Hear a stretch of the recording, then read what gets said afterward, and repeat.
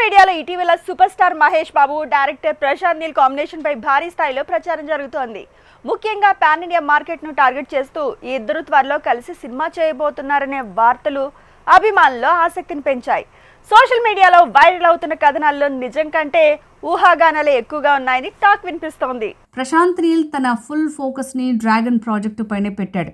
ఈ సినిమా పూర్తి కావడానికి ఇంకా చాలా సమయం ఉండటంతో పాటు తర్వాత సలార్ 2, KGF, చాప్టర్ 3 వంటి భారీ కమిట్మెంట్లు కూడా ఆయన ముందున్నాయి.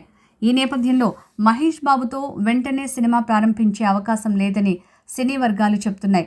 గతంలో ఒక దశలో ఈ కాంబినేషన్పై చర్చలు జరిగిన నీల్ బిజీ షెడ్యూల్ కారణంగా అవి ముందుకు వెళ్లలేదని తెలుస్తోంది.